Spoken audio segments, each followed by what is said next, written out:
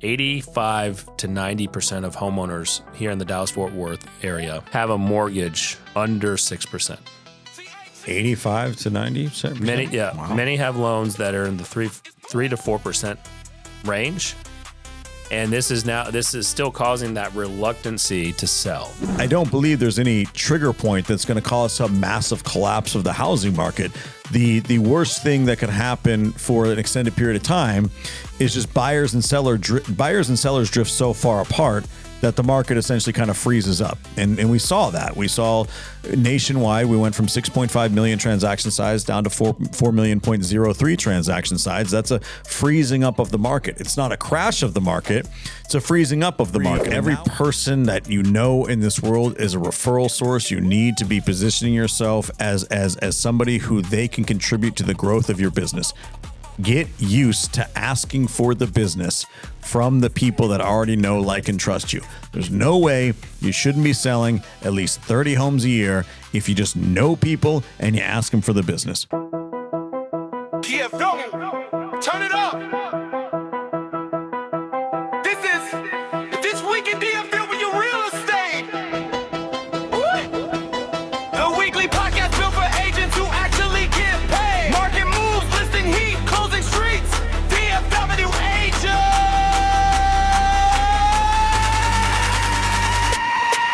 Let's eat. All right. Welcome back. Episode 6. Hopefully you got to listen and watch last week's show. It was a good one over. Look, we were breaking down, obviously, the mergers and acquisitions that Compass is doing. I ran across a Compass agent today and just kind of chatting about that. And she's like, man, we're just owning everything. Like, she's like, I did not expect. Because they're on the Compass side. Okay. She's on the Compass side. She's like, she'd mentioned how, she's like, she didn't even expect the Rogers Healy thing. So have you talked to any Rogers Healy agents? I've not. I don't know a lot of those agents. Either. Yeah. They've not run. Used to. Yeah. That'd be a good one. Maybe we can get Rogers on the show. But that was not on her bingo card, and definitely. But she did say something interesting. She was with a previous kind of luxury brand brokerage that was local here, and she's like, I feel more of a connection to Robert, the CEO of Compass, than I did with the CEO of this previous brokerage she was with. It was a pretty high luxury brokerage here. Interesting. And the guy's local. She's like, he was up until maybe acquiring all these other brokerages, he would personally, any new agent that would join, he would call and reach out. He'd personally, respond to emails. Wow. She just like, I felt more of a connection. I was like, I mean, look, I've yet to run across a lot of Compass agents who just, say really bad things. Yeah. Yeah. No, and that's impressive because that's a heavy lift as big as they're getting. So good for him. That's solid leadership. No, so go back and listen to last week's show. Leave us a comment if you're watching on YouTube. If you're going to consume it on Spotify or on Apple Podcasts, just leave us a review and hit that subscribe button. It just really helps us in the rankings there. I think you had it right. Didn't they get rid of Apple? Right? It's just called Podcast now. Yes, but I think it's only through still Apple. No, because we had this conversation I think a year ago around whether or not that was trademarked by Apple now. If they could even just bogart the whole word podcast. It belongs to them now. Is that why everyone says pod? I think maybe. Yeah. This is not a prop, by the way. We were on the verge of a meltdown. If anything, this is just a testament to how committed you got to be. You don't miss podcasts, even if you got to take other humans with you. You're talking about your baby. Yes, I am. Yeah. You just kind of I did not want to put her on screen again today, but she's having a little bit of a time. Yeah. So Episode 6. So last week's show, we talked about, how agents needed to focus on building their residual income. And the more and more agents I've talked to, even over the past week, about how our messaging is going to change around this, right? Like obviously the way the industry is going, the way the market's going, the way the economy is going, I just filled up I have a diesel truck and it was $4.78. So that was not fun. We got to start protecting our income. We got to start generating and figuring out how do we put recurring income into our world. So a good way to put this, and I think sometimes when we talk about things, maybe they seem even a little fantastical to agents, like, oh, I got to go do this whole other thing. And like, that's great, but like, how do I do it? And like, Brian and Nick, we're talking, theoretically this could happen or whatever. All we're actually really talking about is something that a lot of major brokers, most brokerage houses are doing out there already. They're forming partnerships. They're getting the verticals. They're being very forward thinking around how do we get more of the transaction, meaning in every real estate transaction, a whole bunch of people provide value. And a whole bunch of people get compensated for that value. And for the longest time, the standard model was we are the fiduciaries, we're the real estate experts, and that's awesome. And as the industry continues to evolve, the equation becomes, how can I provide a wider array of value, get a small piece of each one of those? And that could be just through aligning them with your partnerships, all kinds of things. But there's a whole pie of compensation up for grabs. And part of it can pay you in a residual if you're able to create that vertical. So we'll talk a lot more about the details on how we're exploring that in our own businesses. But I want you to understand, this isn't necessarily a new idea that we've stumbled across. This is already happening in our industry, and we want to be a part of it. It's agents' opportunities now to actually sit at the table where at the brokerage level, and Jesse, you're going to have a heck of a time splicing this together so you can figure that out. You're going to be a magician on this. You got AI. Yeah. By the way, as you're watching this, just know that way to stop here in the middle. Brian's dad duties had to kick in. So while Jesse's trying to figure out how to splice this together and make it all make sense and blend really well, if you want to shoot a podcast just like this, go to tourstudios.com, get with Jesse. He's going to look, you mess up, you need to stop in the middle. He'll be able to blend it all together. You won't even know. I promise you that. And Homeward Property Management. I was talking with Duncan and Dana the other day, especially Duncan. He was telling me that the number one source of business that they're getting right now is agent referrals. So agents like yourself sending over their clients that are needing to get their homes leased, to have professional management. And the good news is you don't have to be concerned with thinking that Homeward is going to steal your clients, because if that client of yours wants to sell their house, Homeward will send it back to you. So homeward.dfw.com, and then you need repairs, right? You got buyers, they need to get repairs done. Maybe they want to remodel the house. Maybe you got a listing that needs to have some love on it. Maybe it needs new carpet, new paint, maybe a little bit of upgrade so that it sells in today's market. Go to ProCare DFW. ProCare Home Solutions does a great job with remodeling, contracting, handyman services, and they've got 100% financing. So if your seller wants to pay it at closing, which they can apply for financing and pay that off there at closing, and everything will be good. So procaredfw.com. But to go back to the residual part, Brian, is that we want to talk about this more and more, and we want to bring this to the forefront, because for whatever reason, agents chase the transactional hamster wheel. Even though you're working the relationship piece, even though you're working with the people that know, like, trust, and love you, it's still every single day you go back to square one. You were over there. If maybe your friend or your friend of a friend that was referred to you, they're up there looking at houses, or they're talking about getting their home ready for sale, and then all of a sudden something changes. Right? We've got this, the Israel-Iran conflict going on. That could change some things, the way that the economy works, that, maybe the outlook on jobs, prices are going up. So maybe that changes your buyers out there. They're worried a little bit because now everything costs a little bit more. And so those houses that you've been showing every single weekend that you were hoping that they would find the right one to make an offer, they decided to hold off. And so that closing and commission check that you were counting on just vanished. So what we have done, and what we really want to continue to talk about, you're going to hear it more and more and more on this show, is the getresidualagent.com. Get, G-E-T, residualagent.com. And as you go there, you're going to see it evolve, is that we're going to be showing agents how to add residual income to their life on stuff you're already doing. You're not having to sell potions. You're not having to sell any powders.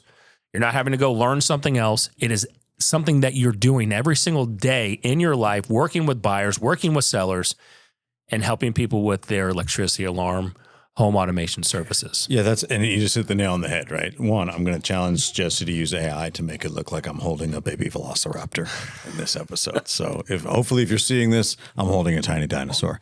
But you made a great point, right? Yes, what we're saying, we run real estate businesses. We're not going to stop running real estate businesses anytime soon. But what is happening at the major brokerage level, which is happening industry-wide, is there are a lot of pieces to the transaction, and there are transactions that continue to happen after the close of the home.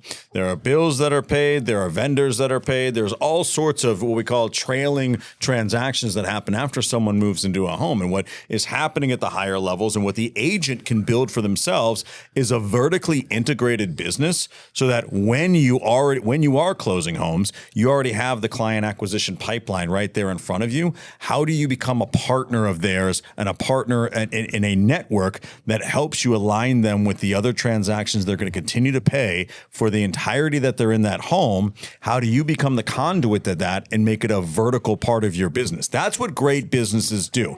You know, we're really fortunate to have partners that are in a lot of different industries and a lot of different businesses. Property management is one of them. A sponsor of this show and great friends of ours, Homeward Property Management. Go to homewarddfw.com. They're a great vertically integrated business. They have several different revenue streams, and one of them is also providing utility services for their clients. But it's a win for their clients. It's a seamless process for their tenants, and then they get to own a little bit more of the transaction and a little bit more of the pie. You're going to see that across the board. You see this in other industries. The banking industry. How many products do different banks have now? They have tons of different vertical integrations inside of one facility. So this is happening in the real estate industry anyway, and we really don't want the agents to have a smaller piece of the pie. We want agents to have more of the pie. So we're going to continue to educate people on how they can build these things in their business. You know what? And as we move on, you know what? There was a surprising stat that I don't know if you're starting to see. That we lost during the COVID market, right? There was this trend that we had lost, which was the first-time home buyer market. Probably. Yeah, it kind of vanished for a while, at least here in North Texas. Well, it vanished almost everywhere. If you look at the nationwide trends, it was during the COVID market and through 2023 and 2025, the high rate environment started to cause that downward pressure on first-time home buyers. And, if you go back and listen to, I think it was episode 3 where we talked about the student loan debt, and for every $1,000, I think it was, it impacted negatively on home ownership in that world by 1 or 2%. It was a pretty harrowing statistic. Yeah. And so what we're seeing right now, that first-time home buyers are now starting to dip their toe back and re-enter the housing market here in 2026 after sitting out all those years. And, nationally right now, first-time home buyers accounted for about 34% of all home purchases in February, which is up roughly 31% from the month prior. So that's 10% increase. That's great. Yeah. And this is one of the strongest shares that we've seen in months, which that to me, if you have first-time home buyers re-entering the market, and that to me is if I kind of look at this, that's kind of this most skittish buyer of them all. Well, it's the easiest for the transaction, I think, to fall apart and to kind of knock them out of the deal, right? I think it's it's the most fragile buying demographic, right? I think that's a good way to put it, is that whether you call it skittish or whatever, right? Like the transition from being a renter to buying a home for the first time, it's easier mentally to say, I don't want to do this, I'm going to go back to renting. Whereas somebody who's bought a home 3 or 4 times in their lives, they're going to be able to weather a more complicated transaction process, maybe a more stressful transaction process. They're probably a little bit better off financially because they have equity and they have assets. So there's more things that are going to keep them in the transaction than a first-time home buyer. Well, that and yes, and what did we hear the last couple of years, that the affordability was a problem, right? Exactly. So you were seeing a lot of the comparisons, like back in the 50s, home salaries and home prices were here, and then they're comparing it to home prices in today's terms and today's prices and where salaries are. And NAR just came out and said that the housing affordability index is improving. It's the highest that it's been since 2022. Yeah. And according to the National Association of Realtors, the housing affordability index rose to about 116.5 in January 2026, which was the highest level it's been since March of 2022. Yep. And what that just means is that we've now seen over the past 7 consecutive months that housing affordability has just gotten better. There's a key difference here, though, and this is really important. The difference here, though, is that in 2022 we had, what I would like to call a little bit of artificial affordability. When you drop rates low enough and people have a lot of cash in the bank, you can say affordability is there. What we have now is a little bit more sustainability and stability. Rates are between 6.1, 6.5 or so. They're in the mid sixes, and we're starting to see affordability become the greatest it's been since 2022. That means the other levers are being pulled, and the other levers are wages and asset prices. I don't follow wages that closely, so I don't know what wages have done, Jesse, since 2022, but I can tell you asset prices here in North Texas have come down quite a bit, which is a good thing. I know we always talk about how houses, they got to go up forever.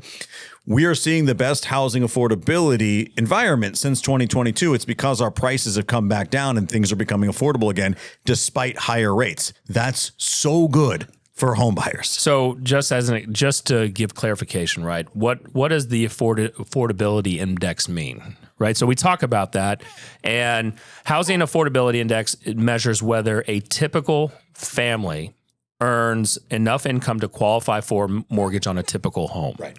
And 100 equals exactly enough income to qualify. Anything above 100 equals the median family earns more than they need. So right now, back in January is 116.5, which means that the median household is earning about 16% more income than required to qualify for the median priced home. Is that nationwide? That's nationwide. Okay, cool. Yes, nationwide, right? So, because NAR's not going to break that down into, NAR's just taking a heavy lift, yeah. Yes.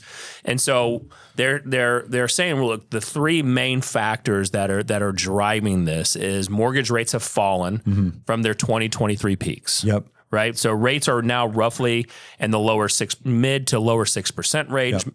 We possibly could see that, there could be just with everything going on. And we've now seen over the last 2 to 3 months, we've seen that, we're in March right now. So it was December, January. I don't know if we have February's employment numbers yet. Not yet. So December and January's employment numbers were revised to negative. So we could start to see even a stronger pressure to decrease mortgages, to lower that. Yeah. Because right now it's we're in that low 6% range. It's down from nearly 8% in 2023, which is huge. I mean, that is, when you look on it on a net percentage basis, mortgage rates have dropped like 25% since the peak, which is awesome. There's an interesting thing that I just looked in these numbers, though. This is from the National Association of Realtors. If you get rid of the West Coast, which I think is chronically unaffordable, we all agree, affordability is actually even better.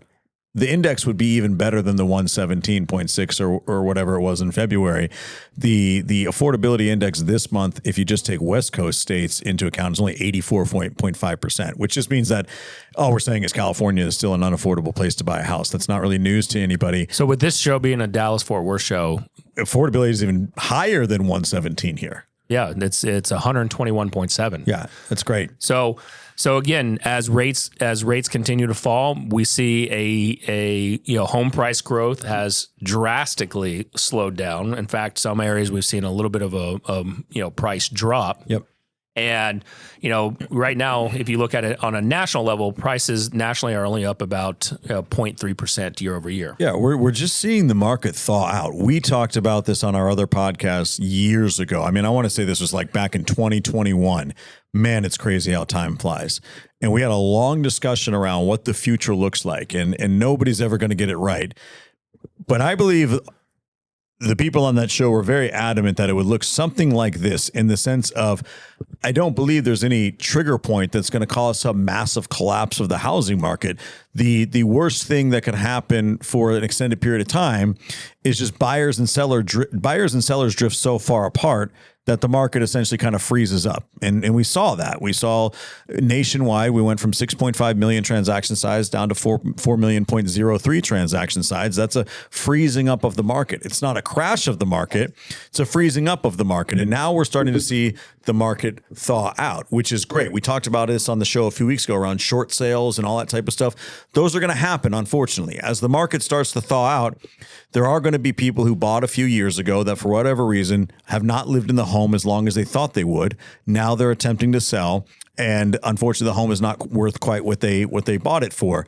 That's an unfortunate aspect of any market, and that is truly that is unfortunate for the people that are in that situation. But it is also a good sign that asset prices are coming back closer to alignment with wages, and the market is starting to thaw out. So I think that we're correct in our forecast that there was no big event horizon happening where all of a sudden the market collapsed or all of a sudden the market snapped back and went on this big bull run. You just start to slowly see these things come back into alignment over time. And now we're starting to see that. And it's a great sign. Well, wage growth, if we look at it and look, when we talk about wage growth, there's always the people that haven't experienced the wage. Right. Yeah. There's a lot of people that are like, it's not real in my world. Exactly. Like maybe you need to find a new job or, ask for a raise. But if we look at just, all right, we said it right. Housing affordability is the greatest it's been since 2023. And as we look at it, say, all right, what has been the average U.S. wage growth since that time period? And back in 2023, the median household income was $82,500. Okay. Right. Now we take so far the first, the Q1 of 2026, the median household income is $92,800, which is representing a roughly 12 to 13%, growth in wages over the past 3 years. 3 years, like that's really good. If you were to assume, 4% asset growth over the same time period, which is historically what houses have normally gone up around 4% per year, then we're right in line. We're right in line with where we should be. If you were to draw a chart, I think we did this on one of our first episodes. This is why you would see prices coming right back into line with where they would have been if the pandemic never happened. That's an interesting stat that wages are pretty much where they would have been if they had just continued on at 4% growth. And their wage growth is now outpacing home price appreciation. Yeah. And it will. It makes, for a little while it will. And it makes perfect sense as to why, because asset prices drifted up so fast that now they have to come back down and wages have to grow a little bit. There's an inversion of those curves there for a little bit. It's like a yield curve inversion, right? So wage growth will have to outpace asset price growth for a little while because they drifted so far apart, right?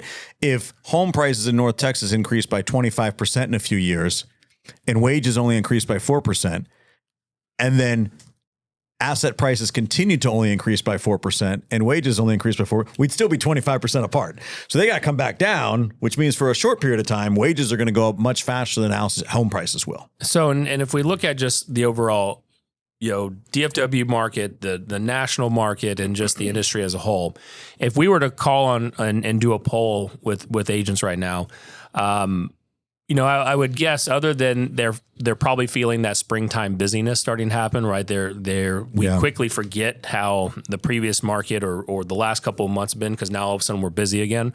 But if you ask them about income, their income their commission income isn't up. But the agent I was talking to today, she's like, she's been in the business since 2007. And she's like, 2025 was the worst year I ever had. And she's like, it wasn't because I wasn't trying, it wasn't working. And so if we're looking at as again, why we push the residual income piece, a portion of this is that we all experience burnout and we all experience all right, the market feels like it's working against us. Right. And and we don't look at stats enough to understand where we are in these phases and journeys. I think if we go back to episode 2 or maybe 3, we talked about where we are in the cycle. Yeah. And, first-time homebuyers, to reiterate, first-time homebuyers made up 34% of home purchases so far in early 2026. This is one of the highest shares in recent months. Way more than I thought it would be, just now, anecdotally, yeah. Here's the great news. A healthy housing market. We need first-time home buyers, right? Because they're the ones that continue the trend and, it's fresh blood coming in and keeps the cycle going. Yep. Healthy housing markets usually has about 40% first-time home buyers. So when you think about this, we are moving back towards that normal level that we've been, just like Brian said in episode 1 or 2, where you look at the trend line and prices have now fallen back into our normal trend line growth, or almost to that. We're not that far off of clearing out that glut of, that super fast appreciation market, low inventory. Obviously, existing home sales we're now starting to see existing home sales rebound. Because we saw that in February, they rose about 1.7% as mortgage rates declined and affordability improved. Yep. And those buyers who have paused during the high rate times are now starting to say, all right, it's time. So we're seeing that, which I think is inevitable when prices come back down into an affordable range. At the same time, first-time home buyers are probably one of the most likely avatars for new construction, and builders are heavily incentivizing first-time home buyers right now. They're buying down rates. And I think the stat here was that the first-time home buyers, scroll down, because this was an interesting statistic here, that first-time home buyers, most first-time home buyer activities happening between 275 and 425, which is really interesting, because if you just think back off the top of your noggin to 2022, I don't know what you were buying around here for 275, right? So you're going to have to go out a little bit further geographically, but new construction homes in price points that are quite a bit lower than where resale values were a few years ago. That's the bread and butter, it looks like, for first-time home buyers right now. And that could be something really, really actionable to consider. Especially if you're a younger agent or a newer agent, first-time home buyers buying new construction right now, 34% of the market is first-time home buyers, and new construction is a great niche. And if you get in with the builders, you can really, really carve out an awesome pathway there. North Fort Worth, Princeton, Anna, Melissa, Forney, all over North Denton County. Those are the places where first-time home buyers are buying a lot of new construction right now. That's fueling a lot of that 34%. That's something to keep an eye on, because the more first-time home buyers get into the market, the better it is for the market long-term, because the more homeowners we have, long-term, eventually more transaction size we have at stability. Well, look, because stuff happens, right? They buy a house, they either get married, have a kid, get a divorce, right? Blend the family. So there's life cycle events that happen that will cause them to sell. They lose their job, they get a new job, and it's in a different area. And so we have to have that healthy first-time home buyer market in order to cause the move-up market. Yeah, exactly. In order to cause, the relocation market, right? So we've got to have that, something I'm looking at here. I remember when I first started selling, I was full-time, I was doing it as an assistant, but started selling full-time in 2006 and 2007. I was ecstatic to get a buyer to buy a $250,000 home. I thought they were super wealthy at $300,000. My first-time home buyers were $150,000 to $160,000. Oh yeah. And I was selling a ton of $120,000 and $125,000. Yeah. And then I'd go to these conferences, and they were all on the West Coast, and I was hearing the $400,000, $500,000, $600,000, $700,000 ones, and I'm like, man, should we move? Right. You're like, it'll never be like that around here. That's what. It'd be like we just have too much land. There's not going to be enough. There's not enough people coming in here into Texas, and now we've got too much traffic. But again, we look at the other health. The good sign of a healthy housing market, and where we're getting to is that our inventory levels are increasing, right? So we're getting back to that over 5 months of inventory. 6 months is a balanced market. And we need that. We needed that inventory levels to go up. We need choices. We need it to have it checks and balances on pricing. Yep. Right. The lower inventory, pricing gets out of control. Right. We get out of whack and have too much inventory, and then prices drop way too drastically low, and then all of a sudden we're ping-ponging back and forth. It's not healthy. Not at all. And what did it say before? We're back to 5 point something months. We're almost back to 6 months worth of inventory, which they always say 6 months is a healthy market. There's a lot of indicators that play into that, but it is interesting to see. We have what appears to be now both transaction volume and inventory still picking up. That's a sign of a de-thawing market. When you start to see more transactions happening, also more sellers willing to put their homes on the market, that means existing home sales are picking up, because a lot of people are putting their homes on the market in order to buy. So then you'll parallel at the same time, you can see inventory rise and transaction size rise. So this all happens when you have new construction is picking up because they're heavily incentivizing buyers, and you have existing home sales picking up and inventory picking up. That means that people are putting their homes on the market. People that don't own homes are buying new construction, and then people that just put their homes on the market are also purchasing homes. So you see all three of those things happening all at once. It won't stay that way forever, but this is a really good indication that the market is thawing out. And I think a lot of it, aside from asset prices coming down, which is great, a lot of it is just the natural fatigue that sets in when a market is kind of frozen for a long time. Life moves on. People get tired of pushing out the events that they want to realize in their life because things are too expensive or this or that. Eventually you have buyer fatigue and seller fatigue. And that means that eventually they will make moves less, I wouldn't say regardless of market variables, but they'll be less sensitive to market variables, and eventually they'll start to make moves. And we're starting to see that happen. Well, here's the good news. Let's keep looking at numbers, because people lie, numbers don't, right? And we sometimes just we like to trick ourselves about what's going on or what we think is going to happen. But if we look at some really powerful stats here, that between 2023 and 2024, the Dallas-Fort Worth area added about almost 178,000 people. Wow. Right. It's almost 500 people move to the Dallas-Fort Worth area every day. Wow. And, when we look at that, what does that mean? They've got to go somewhere. Right. And we haven't had an oversupply of housing. We've seen the rental demand decrease because prices, rental prices had to quickly adjust and drastically go up to be offset for property taxes and property insurance and everything else going on. And the renters push back. Yep. And so you saw a massive slowdown when it came to the rental side.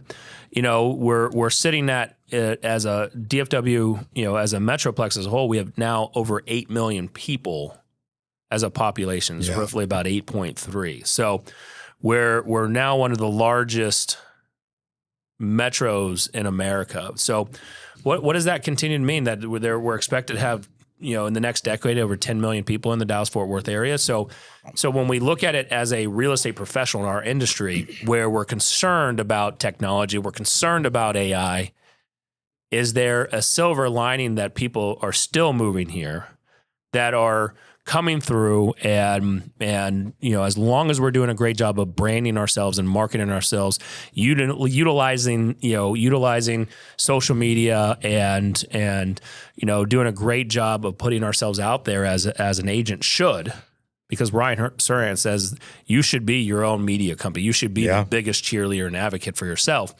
that there should be plenty of business for you.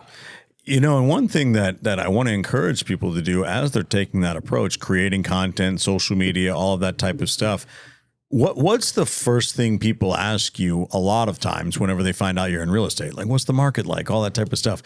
We do a lot of research on this show, but we really optimize it by having a few sources that we really depend on. We pull a lot from AI, and we have a lot of great prompts that help us pull in particular pieces of analysis that we find interesting and valuable.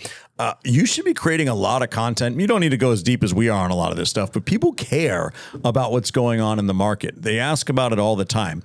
You can be that economic advisor of choice just in the content that you create, right? So an interesting stat here is that PricewaterhouseCoopers, massive accounting firm, they have ranked Dallas-Fort Worth as the #1 emerging market in the United States. And that's driven by population growth, job growth, corporate relocations, and then their analysis of long-term housing demand. So there's for context, I don't put a lot of stake in long-term housing demand because there's a lot of variables, but those first three, the rate of population growth, the rate of job growth, and then corporate relocations, that's an important thing to know and maybe to dive deeper on. There's also surveys that they've done around renters who want to buy. 30% of renters under 35 say they plan to buy in the next year. All of this stuff, we're literally creating content about it right now in the form of a podcast. You can be creating your own video series, your market updates, your educational stuff, and whether that becomes YouTube, TikTok, Instagram, your newsletter for your database, whatever, people are really interested in this stuff. you may not want to get so high level that it becomes boring, but if you're looking for what to say, there's some really great sources out there that you can pull that give you a lot of knowledge really quickly that you can turn into content and position yourself as an expert. And I guarantee you that will have a positive effect on the bottom line in your business. So when you're thinking about stuff to create content wise, start with the educational stuff. What do you think of this, Brian? As an agent, you're here in the first time home buyer market. You're trying to work with more sellers. You're just trying to maybe work with that move up buyer. Mm-hmm.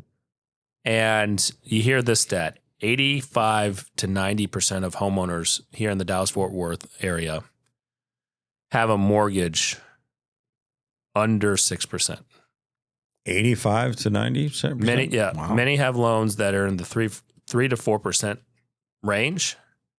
And this is still causing that reluctancy to sell, right? We still have that fewer homes willing to hit the market. So housing supply could still over the next year and a half, we could still be constrained on housing supply. Because one of the things to kind of think about is if rates were to get into the mid fives to the lower fives, and we start to see that increase because every 1% drop increases affordability by about 10 to 12%. If we see that inventory falls back in that 4 months range and population growth here in Dallas-Fort Worth continues to grow, we're back in that accelerant of pricing again. Yeah, 100%. It's going to be interesting. I don't want to make any forecasts around the behavior of a massive amount of human beings. It's difficult to tell. What I will say is that,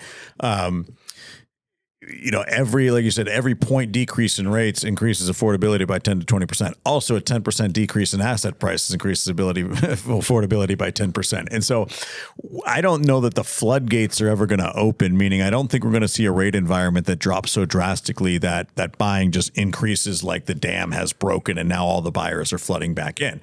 I think that what we can potentially see is a prolonged period of time where day by day, seller by seller, people start to realize I've built a lot of equity in my home over however many years. This rate that I'm switching out, it's time for me to move. And every day that I stay here, I am less emotionally attached to this 3.5% rate that I have. I have to move on with my life. And if I don't do it now, prices eventually will continue to go up. They have not for a while, but like you just said, all of the job relocation, population growth, eventually those will start to inch prices back up in DFW. That's where I believe you may start to see people go, you know what? It's time for me to capitalize on my equity. Maybe I can negotiate a buy down or something on the other side, or just accept that I'm going to have a 5.75 to 6.25 or whatever rate in the future. It's time for me to move on. And so I don't know that you'll see the dam break. You'll see a continuous drip of inventory in the market over the next few years of sellers who finally just believe it's time. And that is the market just slowly reaching equilibrium. If you're brand new in the business, what are you doing right now to start building your pipeline, your funnel of the type of clients that you would want to work with? What type of clients would you want to work with if you're brand new? If I was brand new, and I was younger, especially, I would really be looking at two things. One, because it never changes. Everybody I already know, like, and trust in this world is always going to be a source of business for you. If you're not, if there's one thing I could do so much differently in my career when I first started, or go back in time, every person that you know in this world is a referral source. You need to be positioning yourself as somebody who they can contribute to the growth of your business. Get used to asking for the business from the people that already know, like, and trust you. There's no way you shouldn't be selling at least 30 homes a year if you just know people and you ask them for the business. So that's one. Two, as a specific niche, new construction, you can absolutely crush it in right now. If I'm just looking at where would I want to focus potentially as far as marketing and things like that, first-time home buyers buying new construction homes is the most incentivized area of the residential market right now. You have buyers that have accepted where rates are. and you have sellers that have a lot of inventory to unload and are incentivized to make a deal work for that buyer in the form of rate buy down, closing costs, all that type of stuff, you're not going to find a better deal than new construction right now. And you getting into this business can be a massive resource for first-time home buyers who are also coming back into the market. So if we look at those two trends, first-time home buyer, that's becoming bigger market share. New construction, that is a really big part of the residential market right now, highly incentivized. You may just focus on how do you become a source of education and attraction for first-time home buyers. It's great. There's a lot of gold in that. What I would do is the same, very similar, is going back in time. If to start over, I would learn my tools of how I could be very efficient in utilizing the tools that were available at the time and that's available today. And what I mean by that is I didn't, at 24 years old, when I got into this business selling, I wasn't trying to go after my sphere because I had wrongly put them in a bucket that they were broke, that they were still in college, that they couldn't afford a house. Yeah. I didn't try to go after the rental side of things, and I didn't try to collect all their information. And if I could go back in time, what I would do is call every single one of my friends up, ask for their email address, their parents' email address, and start building a weekly newsletter to then start advertising and marketing everything that I do to build that expertise up. And that still works today. You and I had lunch with someone who she was saying how she built a 60,000 person email list and could email out anytime and count on making thousands upon thousands, tens of thousands of dollars anytime that she tried to or wanted to sell something to that list. Yep. And so for whatever reason, we don't do that. Yeah. For whatever reason, we're not calling our sphere and asking for the business. And I didn't do it either. I get it. But the minute that I started being more intentional is the minute that my sphere business picked up. It's the minute that actually I got to work with higher income people. Yeah. And I will tell you that where I have continuing to try to improve upon is the email list and sending information and content that I would want to read that is valuable. So when they think of real estate in my database's world, hopefully they think of Nick Good and the Good Home Team. It is so, we could do hours and hours and hours on this. This is how we built our businesses. This is how the Good Home Team runs. And this is how my sales team ran for a long time. Your email list is everything, right? So when you continue to build your database, your email list, it is so cost effective and simple in this day and age to get yourself in front of and stay top of mind with your people if you have the quality email list through your newsletter, through buyer and seller alerts, right? Through home valuations, all the value that you can put in their inbox on a regular basis. Your whole business is just building a system around that and allowing yourself to be there when people raise their hands. That is the entire business. So your sphere of influence, get their darn emails. Don't just call them. Continue to call them, right? But build your email list, build your database. That's huge. Yeah, and it adds to, Gary Keller talked about this in the Millionaire Real Estate Agent book, the Red Book, the 33 touch.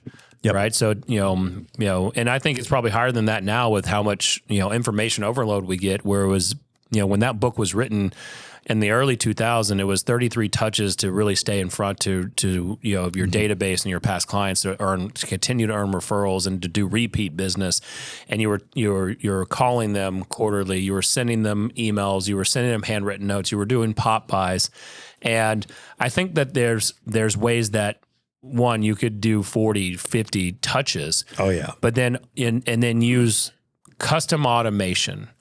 Because there's still too much where I know that a CRM is just sending out generic junk, especially you loan officers. If you're a loan officer listening to this, I know that you're using the same CRM system, probably Total Expert or one of the other ones, because I get the same email with the same subject line, almost within minutes of each other.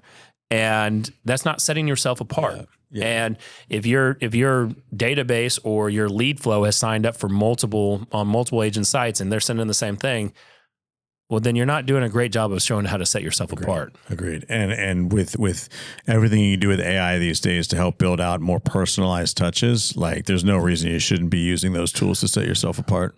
You know, there's two other things I would do. I would do events. Yes.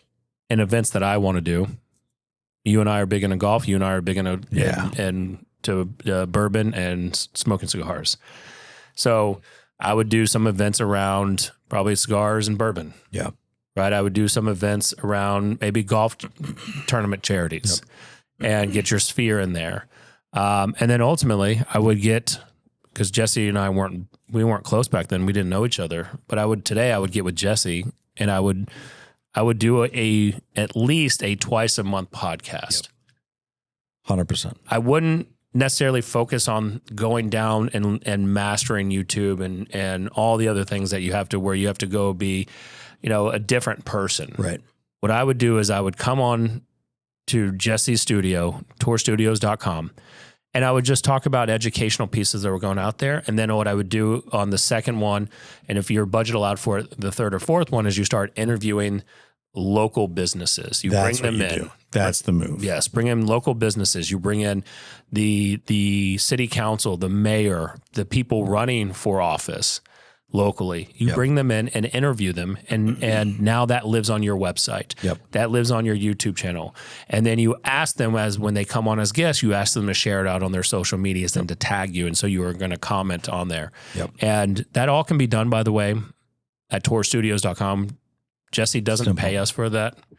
We just want to help him out, because the more that he can get people in here, the more that he can upgrade the studio. Yeah, 100%. And that, like you just hit the nail on the head. We hadn't even talked about that pre-show. It's not like we planned that. The local community podcast. Because here's the thing, even if you don't get 1 million downloads a month, you're creating a core advocate every time you invite somebody onto the show. You're allowing people to partner with you to get exposure for their business. That reciprocation is huge. You're helping people. They'll help you. You don't even have to ask for it. They'll just become raving fans. So start a local podcast and try to help your local business owners.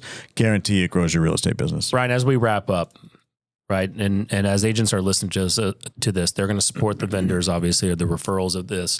The sponsors of this show, Homeward, DFW.com. That's the best property management here in the Dallas-Fort Worth area. And then ProCare Home Solutions, right? You need handyman contracting and remodeling, from roofing to siding to electrical to plumbing to HVAC. ProCare Home Solutions can do it all. But go back in time. Okay. Right? We weren't doing the podcast, but you were doing something else on video that was fun. Yeah. That got eyeballs. And it was different. And it still would be different today, because what agents do is they copy too much. Right? And there's too many people now just trying to go and be the living in such and such city, neighborhood, state, and just doing neighborhood tours. And, it's not themselves. But you were doing something that you enjoyed, that got the personality out there, so that when people were searching online or going down YouTube and watching the videos, they got a sense that they knew who you were and are. What was that? Man, I bet those are still out there somewhere. It is. Undoubtedly Dallas. Yeah. I was going to say, did you guys plan this? We got some crap going on in the back now. That was just a blast. Explain what it is. So we started just a community YouTube channel, and we, I might even do it a little bit differently nowadays, or maybe even do more avenues. We're executors, and we didn't know what we didn't know, so we just figured YouTube was the best way to do it. Nowadays, I'd probably chop it up into TikToks and all kinds of stuff. Like TikTok literally hadn't even launched back then, so it wasn't even a thing. We would just pick. And we had no rhyme or reason for it, so we could have been way more organized. A lot of other people will run with this, and they'll do a way better job. But we just started an all things DFW YouTube channel, but we made it ourselves. We talked about the stuff that we wanted to talk about. We shot reviews of taco places for like 2 straight years. Every week on Thursdays, we would eat tacos, and we would film a review. And these things would be like 20 minutes long, maybe. They're long form, and people really, really enjoyed them. We would talk about the things that we liked, our favorite local sporting events and place to go. And of course, we would mix some real estate stuff in there. Like maybe 1 out of every 3 videos would be more real estate related, why people are moving from Texas to Texas from different areas and things like that. But also, it was just an opportunity to showcase what we love so much about our community. And we would always have, in the descriptors and things like that, like, our real estate page and all that type of stuff. But we didn't make it about that. It wasn't just like, hey, let's go tour this home today, because we didn't want to get people only when they were looking at houses. We wanted to get people that were interested in our community the way that we were, and draw attention to how much we love the community. And maybe people would learn stuff about the community that they didn't know. And it ended up being a massive funnel for our real estate business because, and I believe this, because it was just something that we really enjoyed doing. And I think people could see how genuine it was. No, they got to see the real you. Yeah. Right. And that's what people want today. They it feels like they're getting that voyeuristic, insider behind the curtain view of, all right, they're not polished all the time. They're not stuffy, or we like the same things. There was a person that is inquiring about Homeward property management, and as taking that call, the gentleman talked about how he loved playing golf, and it was there was a connection made there. And it's like, hey, the equity partners in Homeward love to play golf. They love to smoke cigars. They love to drink bourbon. And, after that, you saw emails go back and forth like, hey, I want to play, like, thank you. And hopefully we can work together and take this stress off for my family. Right. And would love to play golf together. Yeah. Right. So people just want to be in connection with people that they trust, but also have very, very similar values. 100%. People want to do business with people they know, like, and trust, but they don't need to get to know, like you, and trust you through business. Correct. They just need to know, like, and trust you. Yep. So when you think about that, when you're thinking about your social media strategy, all of that type of stuff, just do whatever is genuinely you, and people will be attracted to you. Well, and the last piece is what we're seeing because of our Realtor Facebook group. If you're not part of DFW Realtors, just go search it on there. Pretty soon the DFWRealtorNetwork.com will forward to that. Yes. Which I think we're ready to be. Already? I think we're ready to transfer that now. I think so.